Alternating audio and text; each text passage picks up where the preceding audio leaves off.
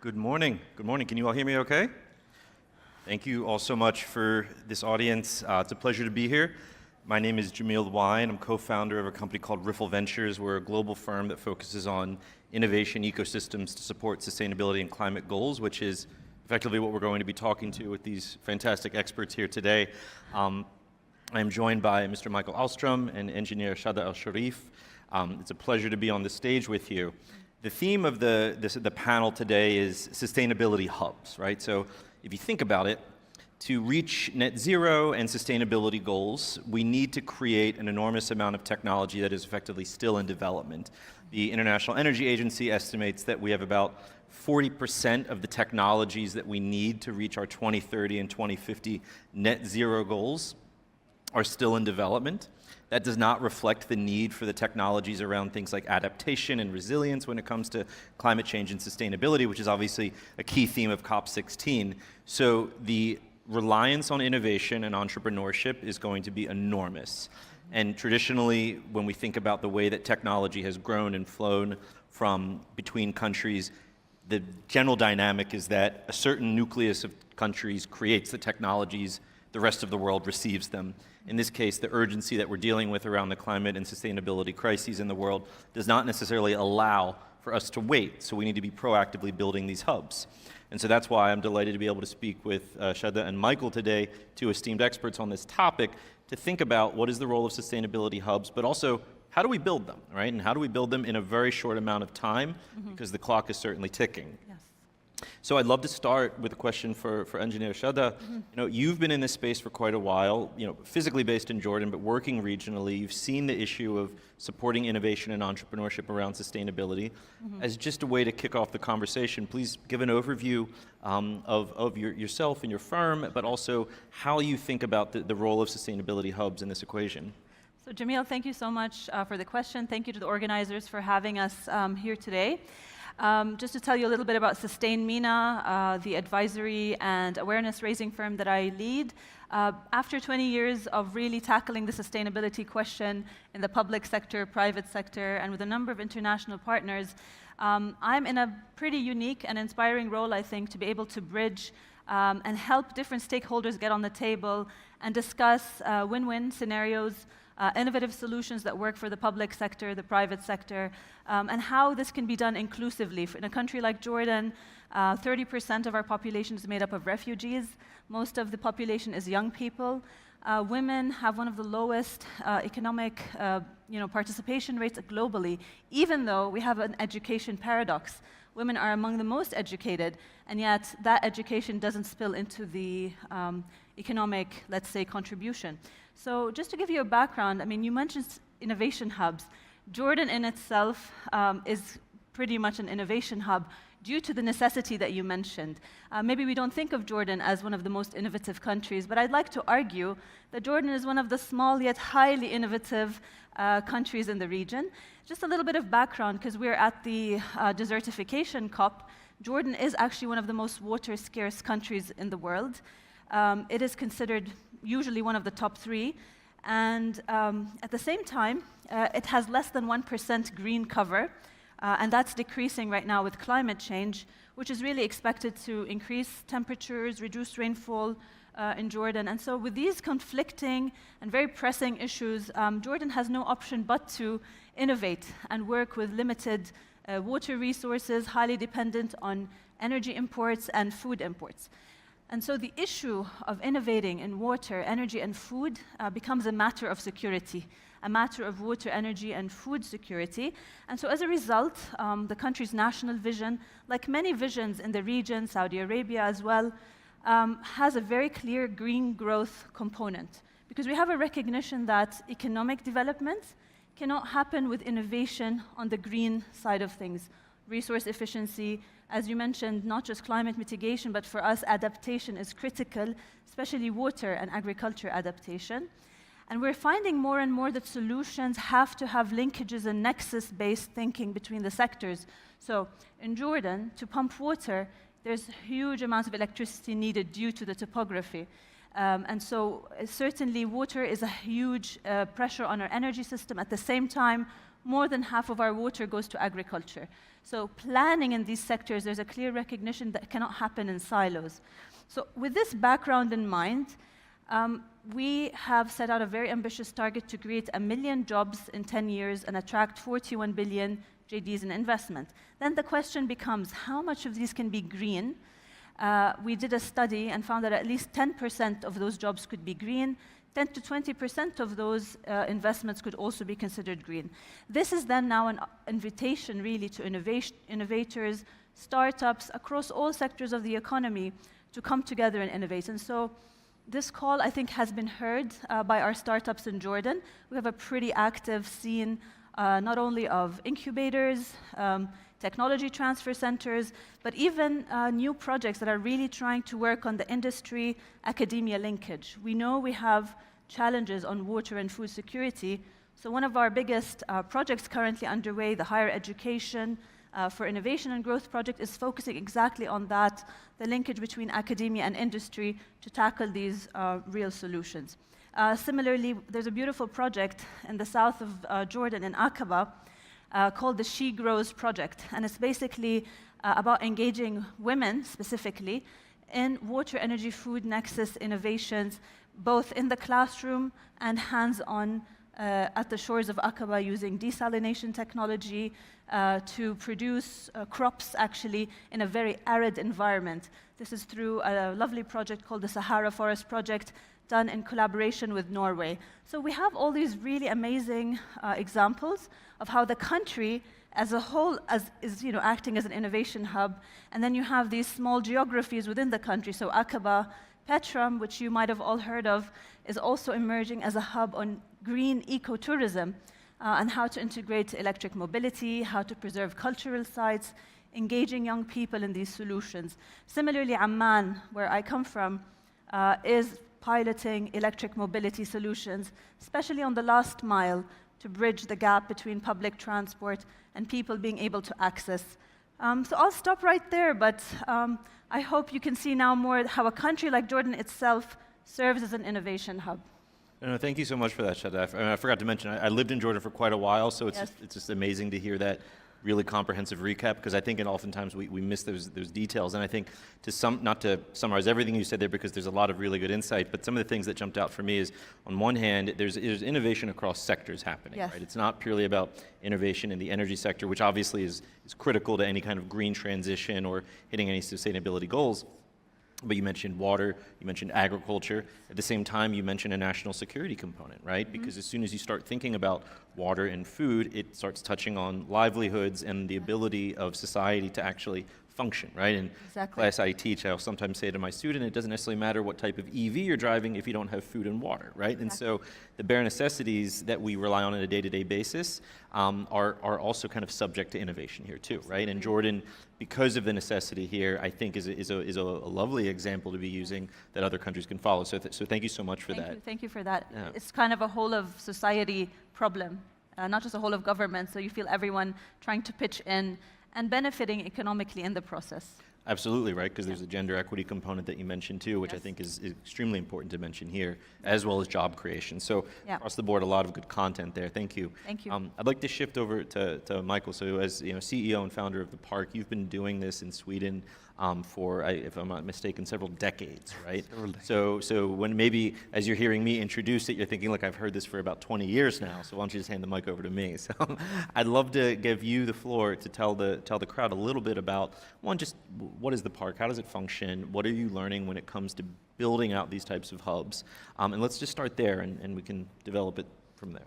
Well, thank you, and really great hearing from Shada about the Jordan example. And we've seen similar development in Sweden for many years, and powered by the tech sector that really started the entrepreneurial ignite with startups. And I've been part of that scene for many years, and running both co-working spaces, accelerators, schools in creativity and innovation, and also some digital startups of my own. And that was a starting point of the park. I actually needed an office for me and my own companies, and found the perfect office, but it was way too big. So I needed to bring in some old colleagues, some friends, some partners, and in order to pay the rent. And I realized that the synergies turned really great. So I took another floor, and a new building, etc. So it was actually an accident that led to the new company. But since then, we have really seen a shift, a transition in our role. When I started, everyone was mainly in the real estate industry, subletting square meters. That was the product. But I quickly understood that my entrepreneurs, they needed focus to be entrepreneurs, someone to take care of all the rest. But quite quickly, I also realized that when they came on tours to visit my spaces, they didn't ask for the square meters, they didn't ask for the services, they felt the culture. If the culture was right, they moved in. And I realized I'm actually in the culture industry, and what does that mean? And at that time, it was mainly freelancers and small companies, so the product was to create belonging, somewhere to find yourself as a home, to talk to people and feel safe. But then with the start of the accelerators and the scalable companies, they did not care about the service. They had plenty of culture themselves. What they needed was growth. They needed to be fueled by capital and access to new markets, etc. And we completely shifted our position to growing together to provide a place where companies grow much faster within our walls than if they would do in their own offices, etc. So it was a very interesting journey from that perspective. And also, what is growth? We borrowed the insights and learnings from all of our different environments, from the learning environments of the schools to the fast-growing accelerators to the normal workplace, and to design a space with diversity, with a lot of different companies with backgrounds in order for the unexpected meetings to happen. And growth is not just capital and investors, but it's a lot about building your network. It's about learning new things every day. It's to get new clients. It's access to talents, etc. And I've created a little bit like the Maslow's staircase of needs, but for co-working and innovation hubs. And it's, of course, starts in the infrastructure and safety, goes into productivity and focus, but then it needs to reach up to inspiration, fun, to kind of attract new people to the office every day, but it can't stop at the Friday breakfasts and the after-work mingles, etc. It needs to really push up into development and growth, where that really happens. And that's a clear design of these kind of spaces.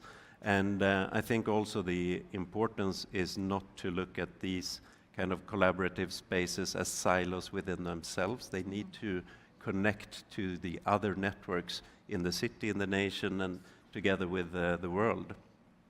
And we have seen in Stockholm in the last decade the growth of the different ecosystems. Started with the tech ecosystem, and then quite soon came the sustainability one, merging with the game development ecosystem of Stockholm, which has been a force in the world. One out of 4 people in the world have played a game originated from Stockholm. So it's interesting structures that we can learn in between these different hubs and adapt into our own industry.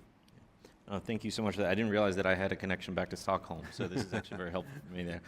So something that you said there, which I think we need to spend a little bit more time kind of unpacking here, is this issue of of networks, community, and culture, right? Which are sometimes very difficult to measure, right? Like, how do you know when you've built a culture? How do you know when there's a network that's, kind of effectively functioning, right? How do you know when you have a community, right?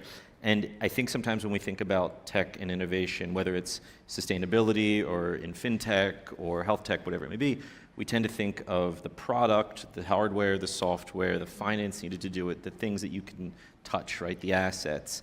But there's this connective tissue that is flowing throughout it usually, right? Where there's a lot of interconnectivity, where people maybe because they're working closely together or they've worked before or somebody's actively fostering interactions between them, there needs to be some very intentional kind of culture and community building. And I'd love to go back to Shraddha. I want to talk a little bit more about the park in a second on how you have built that, but I'd love to hear from Shraddha, because something we were talking about backstage a few moments ago was that, Jordan, by virtue of being a very tightly knit kind of culture, population, I should say, it kind of enables this culture to be developed around innovation. We'd love to hear what that experience has looked like for you. No, absolutely. So, I think once, I mentioned the vision, right? And I think once a vision is created for a country and it's articulated clearly, it kind of becomes that unifying kind of force. We all realize that we are very resource scarce. We need to work on our energy efficiency. Waste management is a huge problem. And so when you have that clarity of vision on what the challenges are, it instantly creates a culture of innovation, and we need to huddle together towards the solution, complement one another. As with the thinking of sustainability, you start getting these electrical engineers working with the mechanical, with the architectural, and everybody brings something to the table. And I see that actually also in incubators in Jordan. And I've mentored many teams of startups. And often, you have people with very diverse backgrounds coming together to tackle a specific solution, because there's that unified belief of, okay, there's an issue and it needs all hands on deck. Not just the technical people, we need the artists, the communicators, the business-minded people, the financiers, the legal. And that's why I love the sustainability agenda, because it's a way to kind of bring everyone together. And it's an agenda that everyone can contribute to from one aspect or the other. And I think that's what's been reflected in the broader green economy framework in Jordan. And so I think that's maybe telling a little bit about how that bigger vision has been translated into smaller projects across the economy. But maybe I can leave room to Michael to address your question, and then I'll tell you more about why and how Jordan was able to use the green economy agenda to reflect into the broader economy. Excellent. We can circle back to that in just a second. So thank you for sharing all that, Shraddha. It rings true, and we can dive a little bit deeper in a moment. So Michael, just to kind of recap and also maybe add a little bit more on top, I think something that you mentioned, you originally were looking for office space, right? Realized that you had too much office space, and so you kind of organically started to build this community around you, and it sounds like 10, 20 years later, you wake up and think, wow, there's a diverse network of builders, operators, investors, practitioners, ideators, whatever it may be. You've created this probably very, very unique community nationally and perhaps even globally. For countries that are also setting out to say, we want to replicate a similar vision, right? What would you suggest they prioritize? But at the same time, what would you suggest that they try to avoid, right? Because I think that there's this tendency when we think about creating innovation hubs, whether they be through technology parks or corporate innovation centers, there's always some intentionality, but usually people bring in some of the more kind of tangible things that you can touch, but you almost lose some of the culture and the community that underlies it, because that's a little bit harder to just proactively create. We don't necessarily force culture. It can be very difficult. So we'd love to hear, and feel free to disagree, of course, too. We'd love to hear what your experiences looked like around that. Well, first of all, I always hear that the best communities are always the ones that are grown organically. But I think that's not giving the right to all of the people really working every day, really dedicated, building these communities, because that doesn't just happen. It's a design and it's hard work. And I think what you were talking about is that the important part of the design is the diversity. Different backgrounds, different competencies, different industries, different phases, different purpose coming together and meeting and have these unexpected meetings. For us, it's also the position, as I say, is growing together. Growing is our product. That's what we deliver when thousands of people get to work every day. We're not providing them just with a workspace. We're making sure that they grow every day. But together is how we deliver it. And we have realized that a community usually consists of about 1% of the contributors, the speakers, the thought leaders, the ones who wants to organize things and events. And then there's about 9% of the collaborators, the ones who want to support, help out, share, and be part of that delivery. And then we have 90% participants. And we need to kind of create almost like an algorithm. It's roles, mandates, and resources in order for these different stakeholders to flourish in that world.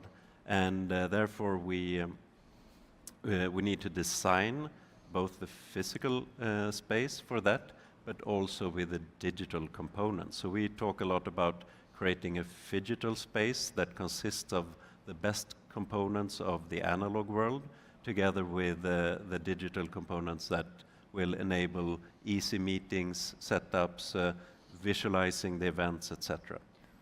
And the core, also the backbone of a well-working space, is kind of the oxygen of the event calendar. We have hundreds of events every year, not just bringing thought leadership and insights and learnings and network opportunity, but also brings the oxygen of thousands of participants from outside of the community into the space with their thoughts and networks, etc. So I love this kind of 1% of the community is the speaker, the CEO, et cetera. 99% is the participants, as you said. And I think it's something we often forget when we're building new technologies and companies, right? Yeah. There's inevitably going to be a CEO, right? The chairperson, et cetera, that is serving as the face of the company. But underpinning that, there's not necessarily just a sea of people at the company, but also a sea of people that have preceded the creation of that company. Yeah. Right, and I think sometimes we forget about that. I mean, you know, Shada, you mentioned EVs a while ago. You know, EVs were not created by Tesla, right? There were many decades worth of research that went into. I mean, Tesla has made an enormous and important contribution, but it was built off the back of many decades of innovation, research, trial and error, right? Yes. And now we've obviously had this amazing breakthrough in the form of Tesla and other EV builders in the world. So I love that sentiment there. Shada, you mentioned a few moments ago, you know, wanting to comment on the role of kind of green growth and you know, the tie-in to Jordan's economy. Would love to turn the mic back over to you and hear more about that. Thank you. I mean, just building off of Michael's example, for sure, I feel the role of the 1%, if we take that same sort of breakdown and apply it to policy making, so you have those visionary policymakers, and that's actually how EV was born in Jordan as one of the early movers in the region in 2015. You know, I would say visionary or leaders from the environmental sector said, you know, we need to introduce this technology, A, to improve public transport, but B, also to lower our carbon footprint, and most importantly, to create an economic value chain, create new jobs, new operation maintenance garages. You know, that was always the argument for the introduction of any new technology in the country, is what is the economic impact going to be? And so you had that 1%, and then you had sort of the 9%, which is more the stakeholders that were helping to push this forward, the different entities in the government. And then you had the rest of the population with the private sector, startups coming up and making use of the fiscal incentives that were introduced. You know, EVs were for the longest times customs and tax exempt from Jordan, and that's why today 21% of our vehicles are hybrid or electric in Jordan. So, I mean, this is very interesting, is when somebody needs to have that spark of innovation to open up a new market or a new opportunity, but of course that's not sufficient. You certainly need to follow that up with a regulatory framework, clear regulations, which give a signal to the private sector to come in. But the good thing is, when you bring in the mega investors, they unlock a whole value chain of smaller companies. I mean, our economy is based on small, medium enterprises, and those bring in also the innovators and the startups. And so it's a trickle-down effect, and I think the bottom-up work that Michael is doing is so important, and I think it meets halfway with the type of top-down also push that we've seen in Jordan in introducing clean technologies like renewable energy, electric vehicles, or smart agriculture. Yeah. No, that's fantastic. I think you finished right at the 5-minute remaining mark. So that was perfect little timing right there. So thank you for that. No, and I think it's really important because I think for the longest time, green growth, green transition, sustainability, whatever kind of wrapper you want to put around it, was labeled as a nice thing to do. It was something of interest to pursue if you had the luxury of doing so, if you had the resources for doing so. But I think what you're saying, particularly for the Jordanian case, but I think we're seeing globally that the connection between green growth or the green transition and economic growth is really indisputable at this point, right? And in your remarks, you've touched on everything from gender equity to job creation to wealth creation to just reducing the amount of greenhouse gas emissions in the atmosphere, which obviously has impacts on health and livelihoods. So what, regardless of the angle that you look at, and there's also obviously a national security angle here too, which we talk about in the U.S.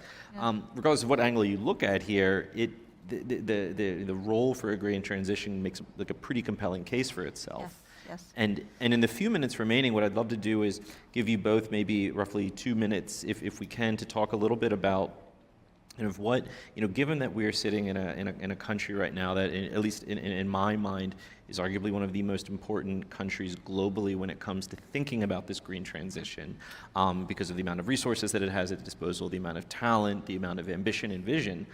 What would be some of your recommendations on leveraging this concept of building sustainability hubs, right? You have a very unique opportunity, or we have a very unique opportunity here to kind of paint with very broad strokes on a blank canvas what that vision can look like, and would love to get both of your respective takes on kind of what to do and what not to do, because it's also, we have a small amount of window to act, and urgency is critical, but also we can make missteps that kind of lose that opportunity. Michael, would you like to start, and then we can go to Shada? Sure. I think one of the most important parts is where we started with the nation's kind of ecosystem, rather than just looking at the innovation hubs. It needs to be interconnected with the different initiatives. And I think one of the most important parts that are usually missed is to connect the large corporations into these different hubs. And it's always been tricky, but there's so much value in their global presence, their IPs, their the kind of finance resources, etc. And what we found recent years, thanks to the pandemic, is that we now can offer them the third office. So the first office is the head office. The second office nowadays is at home. And what we're trying to do is to offer a few days a month in an innovation hub of some sort. Not just to be the corporate partner sponsoring these initiatives, but rather have an active, natural part in the everyday life of the employees of large organizations, to interact over a coffee, to participate in some dialogues, events, or just work next to these more dynamic, smaller companies. And there will be a fantastic exchange of new ideas, access to innovation, and collaboration, tightening the natural bounds between all of these different ecosystems. So use all the different players, government, large corporations, academia, and the startups and entrepreneurs, and tap into the capital with that. So I hear multi-sector approaches, but also multidisciplinary approaches, right? Which is often lost in conversation. Yeah. Thank you for that. And Shada, please. Maybe if I would summarize like 3 main lessons from working in Jordan and the region and observing how different countries are tackling the green transition, I would say maybe 3 main takeaways. So first of all, regional coordination and integration is really important. And I mean, an innovative solution in Jordan, if we have a solution for a PV cleaning system for dry, arid climates, that's totally an applicable technology here in Saudi Arabia and vice versa. So for us to remember that these technologies are cross-border, so that's one. Two, the holistic nexus approach to working within these sectors. Today we're talking about water, energy, and food, so just maintaining that nexus-based approach is really critical. And then finally, I feel that the climate, inclusion, and digital agenda are very cross-cutting and things that we need to keep in mind in any conversation, be it on the national or on the regional level. So use those three levers as enablers for our work, given that a lot of the financing and a lot of the thinking right now is on those three topics: climate, inclusion, and digital transformation as well. Thank you. No, thank you so much. And I think that also touches a little bit on what Michael was saying around, this is multidisciplinary at the end of the day, right? It's not just about the kind of the R&D and science and technology communities. There's a wealth of talent and disciplines that need to be brought in to make these things happen. Yes. Sustainability hubs are not just there to build new technologies, but they're there to bring ecosystems together and build these ecosystems. And I think if we could all kind of to summarize what we're saying here, the window of opportunity is of course very small, but the amount of talent and resources and know-how that we have from previous examples from experts such as yourselves and others is enormous, right? And so I want to thank you both for spending this 30 minutes with us. Thank you to the Sustainability Innovation Week team and COP16, and thank you all for joining us. Thank you. Thank you. Thank you so much. you. Thank you.